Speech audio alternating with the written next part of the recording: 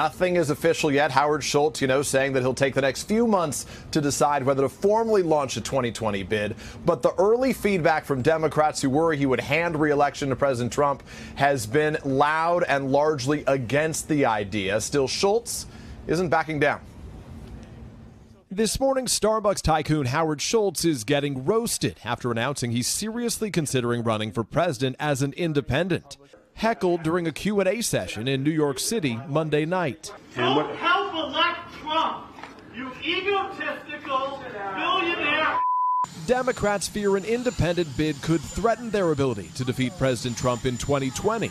Schultz was asked about those concerns by CNBC's Andrew Ross Sorkin. If you were running and it appeared in the polls that your candidacy would help re-elect Donald Trump, would you drop out beforehand? Can't answer that question today, but I'm certainly not going to do anything to put Donald Trump back in the Oval Office. But the chorus of criticism keeps growing from the Democratic Party in his adopted home state of Washington.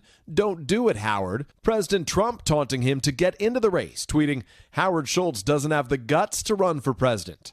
Schultz, the former Starbucks CEO, built one of the world's biggest brands from the ground up. Now 30,000 stores in 77 countries. He's worth $3.5 billion, according to Forbes, more than President Trump, and more than enough to finance his own race. Another billionaire, Michael Bloomberg, who in the past considered an independent bid and is now exploring a run as a Democrat, warning an independent would just split the anti-Trump vote and end up re-electing the president.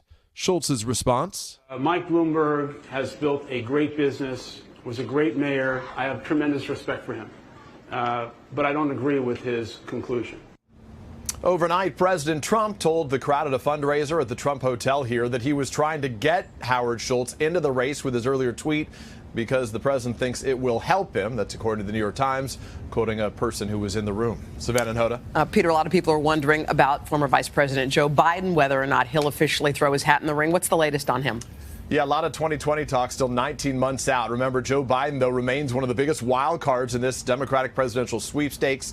He told a crowd in Florida Monday that he's making preparations for a possible campaign, but he did stop short of a definitive signal that he will get in. The former VP saying, I'm running the traps on this. I don't want to make this a fool's errand. I'm a lot closer than I was before Christmas, and we'll make a decision soon. So for now, we wait.